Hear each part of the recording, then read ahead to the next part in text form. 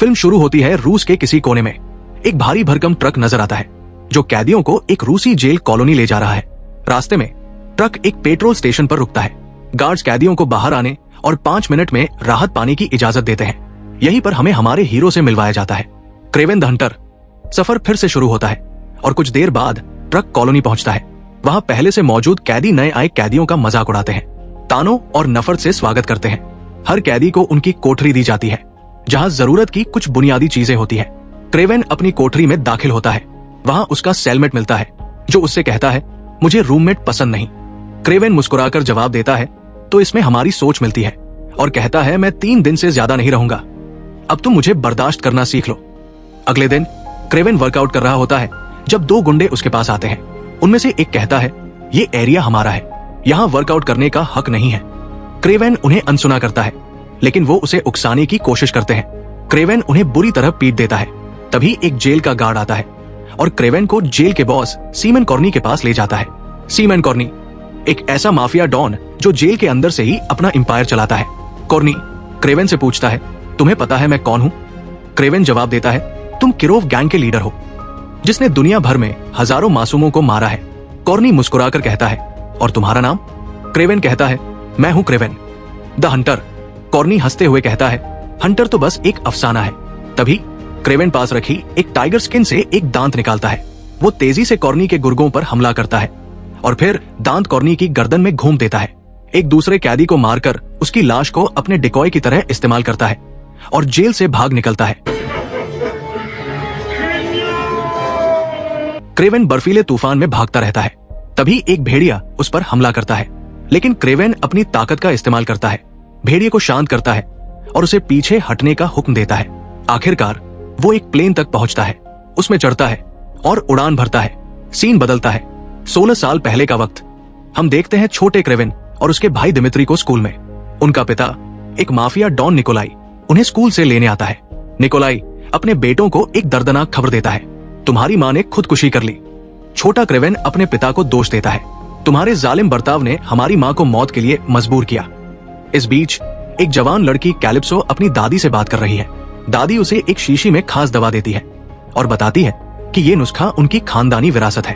वो समझाती है, ये उस रूह की निशानी है जिसने दूसरी दुनिया का दरवाजा खोला था। इसे पीने वाला कोई भी इंसान ठीक हो सकता है। अगले दिन निकोलाई अपने बेटों को शिकार पर ले जाता है अपनी टीम के साथ।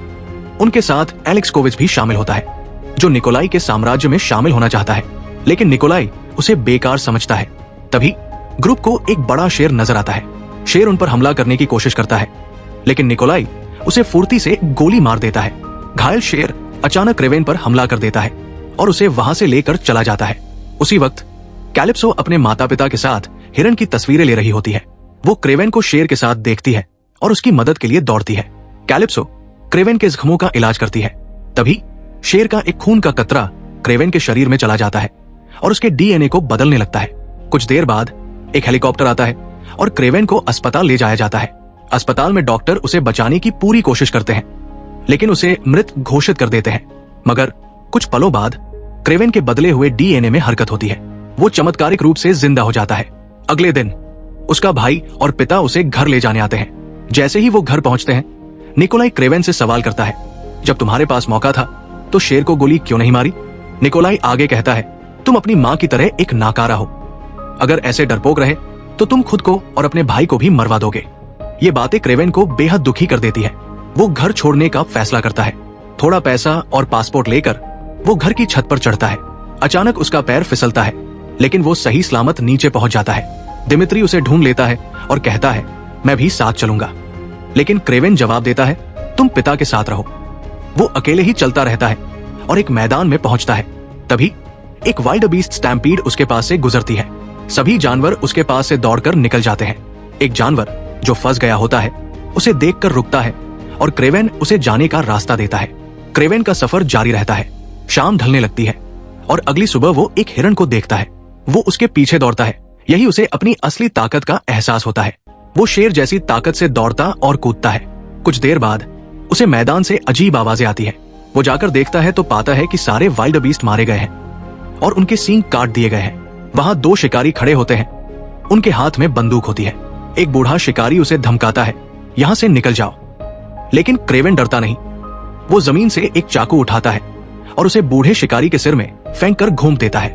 फिर अपने नंगे हाथों से दूसरे शिकारी को मौत के घाट उतार देता है। इसके बाद कहानी फिर से प्रेजेंट में लौटती है। क्रेवेन अपनी मंजिल पर पहुंचता है और उसका फोन बजता है। दूसरी तरफ उसका भाई दिमित्री होता है। वो पूछता है, तुम ठीक हो? क्रेवेन कॉल काट देता है और लंबी झपकी लेता है। जागने के बाद वो फिर से अपराधियों का पीछा करना शुरू करता है, अपनी बदली हुई जानवरों जैसी ताकतों के साथ। उसकी देखने सूंघने की क्षमता तेज हो चुकी है और वो जानवरों के साथ एक अनोखा रिश्ता बना लेता है। क्रेवेन बाद में भाड़े के सैनिकों के एक काफिले को रोकता है। वो उन्हें एक इलाके में दाखिल होने से रोकता है जहां वो जानवरों का शिकार करने वाले थे। वो समझाने की कोशिश करता है कि सिर्फ सींगों के लिए जानवरों को मारना गैरकानूनी है, लेकिन सैनिक उसकी बात अनसुनी करते हैं और आगे बढ़ने लगते हैं। तभी क्रेवेन उनके वैन में घुसता है और उन्हें बेरमी से मार देता है, यहां तक कि वो एक आदमी की नाक तक काट लेता है। भाड़े के सैनिकों का लीडर भागकर अपने मालिक के पास जाता है। वो सोचता है कि क्रेवेन का काम तमाम हो चुका है, लेकिन जैसे ही वो अपने मालिक के ऑफिस में पहुंचता है, वहां क्रेवेन पहले से बॉस की कुर्सी पर बैठा होता है। वो लीडर को बताता है कि उसने उसके मालिक को पहले ही मार डाला है। क्रेवेन एक क्रॉसबो उठाता है और एक तीर से लीडर को भी मार देता है। फिर वो वहां से चला जाता है। अब कहानी कैलिप्सो पर शिफ्ट होती है, जो वही लड़की है जिसने शेर से क्रेवेन को बचाया था। अब वो एक वकील बन चुकी है।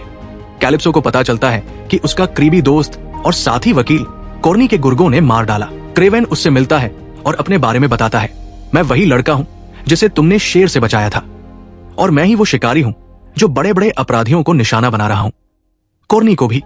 उसी रात कैलिप्सो इंटरनेट पर क्रेवेन के बारे में जानकारियां देखती है। उसे यकीन हो जाता है कि क्रेवेन सच कह रहा था। अगले दिन कैलिप्सो और क्रेवेन फिर मिलते हैं। वो उससे कहती है, मुझे खुशी है कि तुमने कॉर्नी को मारा। क्रेवेन उसे अपराधियों की एक लिस्ट दिखाता है जिन्हें वो मारना चाहता है, लेकिन कैलिप्सो उसे बताती है, अगर तुम इन नामों के हिसाब से चले तो इसके असर गहरे होंगे। अब कहानी एलेक्सी पर आती है, जो अब एक भाड़े का सैनिक बन चुका है और कॉर्नी बाहरी के साथ काम कर रहा है। एलेक्सी को क्रेवेन की हरकतों के बारे में पता चलता है। वो इसे निकोलाई के अपराध साम्राज्य में घुसने का मौका समझता है। एलेक्सी और बाहरी दूसरे अपराधियों के पास जाते हैं, उन्हें अपने लिए काम करने के लिए मनाने, लेकिन वो मना कर देते हैं और एलेक्सी पर गोली चला देते हैं। तभी एलेक्सी अपनी म्यूटेशन दिखाता है। उसकी त्वचा सख्त होकर गैंडे जैसी बन जाती है। ये बदलाव वो एक खास सीरम से कंट्रोल करता है।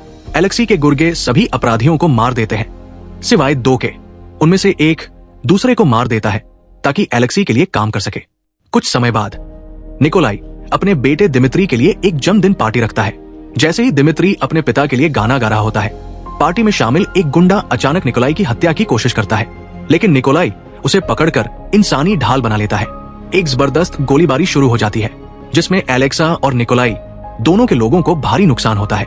दिमित्री इस सब से सन्न रह जाता है। निकोलाई गुस्से में दिमित्री को डांटता है। वो उसे नाकारा और डरपोक कहता है और कहता है, मुझे एक योद्धा चाहिए, कायर नहीं। अगले दिन क्रेवेन अचानक दिमित्री के अपार्टमेंट में आकर उसे चौंका देता है। बाद में दोनों एक क्लब में डिनर के लिए जाते हैं, दोस्ताना माहौल में, लेकिन तभी निकोलाई आकर माहौल बिगाड़ देता है। डिनर के बाद क्रेवेन अपने भाई को वापस अपार्टमेंट ले जाता है।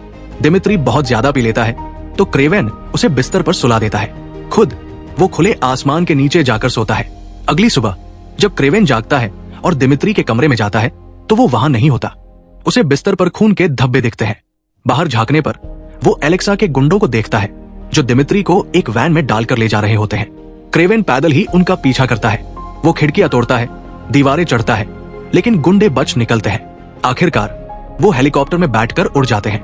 क्रेवेन कैलिप्सो से मिलता है और उसे सब कुछ बताता है। वो उसे दिलासा देती है, मैं अपने सारे साधन इस्तेमाल करूंगी तुम्हारे भाई को ढूंढने के लिए। इसके बाद क्रेवेन निकोलाई से मिलता है और पूछता है, ये लोग कौन थे जिन्होंने दिमित्री को किडनैप किया? निकोलाई जवाब देता है, मुझे नहीं पता, मेरे दुश्मनों की लिस्ट बहुत लंबी है। निकोलाई उसे दिमित्री की कटी हुई उंगली दिखाता है और कहता है, उन्हें 48 घंटे के अंदर $2 मिलियन चाहिए, वरना। क्रेवेन पैसे देने की जिद करता है, लेकिन निकोलाई मना कर देता है। वो कहता है, ये पैसे की बात नहीं है, ये ताकत और कमजोरी का खेल है। अगर हमने उनकी मांग मानी तो हमारी कमजोरी साबित हो जाएगी और सब कुछ खत्म हो जाएगा। क्रेवेन किडनैपर्स की लोकेशन पर पहुंचता है। वो उनके गुंडों से लड़ता है और एक को खिड़की से बाहर लटकाकर धमकाता है, दिमित्री कहाँ है? तभी दूर से कोई मिसाइल की निशानबाजी करता है। क्रेवेन तेजी से कूदकर खुद को बचा लेता है। वो फिर से गुंडे से पूछता है और गुंडा बताता है ये सब राइनो का किया हुआ है। दूसरी तरफ एलेक्सी जानता है कि क्रेवेन उसे ढूंढने आ रहा है। वो एक खतरनाक हत्यारे द फॉरेनर को हायर करता है। फॉरेनर समय को अपने फायदे के लिए मोड़ सकता है। वो किसी के हाथ से बंदूक छीनकर पल भर में उन्हें मार सकता है। एलेक्सी दिमित्री को अपना म्यूटेशन दिखाता है और बताता है कि राइनो बनना कितना दर्दनाक है। वो डॉक्टर माइल्स वॉरेन का जिक्र करता है जो न्यूयॉर्क का एक डॉक्टर है जिसने उसकी हालत में मदद की थी। क्रेवेन कैलिप्सो को कॉल करता है और बताता है एलेक्सी को सब पता है, वो तुम्हें भी निशाना बनाएंगे। तभी एलेक्सी के 5 गुंडे कैलिप्सो के ऑफिस पहुंच जाते हैं। कैलिप्सो अपना सामान समेटती है और क्रेवेन के साथ वहां से भाग जाती है। दोनों जंगल में पहुंचते हैं जहां क्रेवेन को पता है कि दिमित्री को रखा गया है। चलते चलते एक जंगली बिल्ली क्रेवेन पर हमला करती है। ये वही बिल्ली थी जिसे उसने बचपन में देखा था। दोनों थोड़ी देर तक लड़ते हैं, फिर क्रेवेन और कैलिप्सो आगे बढ़ते हैं। एलेक्सी और उसकी टीम को पता चल जाता है कि क्रेवेन नजदीक है। वो तैयार होते हैं और दिमित्री को लेकर जंगल की तरफ बढ़ते हैं। इसी दौरान वही जंगली बिल्ली उन पर हमला करती है। ये मौका पाकर क्रेवेन एलेक्सी के आदमियों को खत्म कर देता है। जंगल के बीचों बीच एक हेलीकॉप्टर में द फॉरेनर का सामना क्रेवेन से होता है। वो क्रेवेन पर एक डार्ट फायर करता है जिसमें एक शक्तिशाली जहर होता है। जहर का असर शुरू होते ही क्रेवेन को लगने लगता है कि वो मकड़ियों से घिरा हुआ है। फॉरेनर उसे 2 और डार्ट से मारता है और उसे खत्म करने की तैयारी करता है। तभी कैलिप्सो एक तीर चलाकर फॉरेनर की आंख में मार देती है। इसके बाद कैलिप्सो अपनी चमत्कारी दवाई का इस्तेमाल करती है और क्रेवेन को फिर से ठीक कर देती है। दूसरी तरफ एलेक्सी के गुंडे उसे बताते हैं कि द फॉरेनर ने क्रेवेन को मार दिया है। एलेक्सी दिमित्री को एक काफिले के साथ ले जाने की तैयारी करता है। जैसे ही काफिला चलने लगता है, क्रेवेन द्वारा भेजे गए जंगली जानवरों का झुंड उन पर हमला करता है। ये देखकर एलेक्सी पूरी तरह से राइनो में बदल जाता है और क्रेवेन के साथ आमने सामने की लड़ाई शुरू करता है। झुंड के बीच दोनों की जबरदस्त लड़ाई होती है। क्रेवेन राइनो की सख्त त्वचा को भेद नहीं पाता। जब राइनो उसे गले से पकड़कर उठाता है तो क्रेवेन उसकी इंजेक्शन साइट देखता है जहां एलेक्सी ने सीरम लगाया था। क्रेवेन उस जगह पर वार करता है जिससे एलेक्सी कमजोर पड़ने लगता है। फिर क्रेवेन उसे तारों में बांधकर झुंड में फेंक देता है। जंगली जानवर उसे कुचल देते हैं और धीरे धीरे एलेक्सी अपनी चोटों से मर जाता है। क्रेवेन जंगल में निकोलाई का सामना करता है। उसे पता चलता है कि निकोलाई ने ही एलेक्सी को वो फुटेज भेजा था जिसमें क्रेवेन जेल से भाग रहा था। निकोलाई चाहता था कि क्रेवेन एलेक्सी को मार दे। ये सब एक चाल थी। निकोलाई जानता था कि दिमित्री एक आसान निशाना है और उसका भाई उसे बचाने के लिए किसी को भी मार सकता है। बदले में क्रेवेन चुपचाप निकोलाई की सभी बंदूकों से गोलियां निकाल लेता है। जैसे ही क्रेवेन वहां से चला जाता है, एक भालू आता है और निहत्थे निकोलाई को मार डालता है। क्रेवेन दिमित्री से एक नाइट क्लब में मिलता है। दोनों के बीच बहस होती है। दिमित्री कहता है तुम भी पिता की तरह हो, बस एक और ट्रॉफी के पीछे भागने वाले। दिमित्री जाने लगता है। क्रेवेन उसका पीछा करता है, लेकिन जब दिमित्री पलटता है तो वो बदल चुका होता है। अब वो एक सूट पहना हुआ है जो उसे डॉक्टर वॉरेन ने दिया था। ये सूट उसे किसी का भी रूप बदलने की शक्ति देता है। अब दिमित्री कैमिलियन बन चुका है। भाई फिर से एक दूसरे से कटुता से अलग हो जाते हैं। क्रेवेन जब घर लौटता है तो उसे एक पैकेज और एक नोट मिलता है। नोट में निकोलाई ने लिखा है कि क्रेवेन भी उसी की तरह है, एक शिकारी। पैकेज में एक वेस्ट होती है जिस पर जानवर की खाल लगी होती है। क्रेवेन उसे पहनता है और आईने में खुद को देखने लगता है। इसी तरह फिल्म का अंत होता है।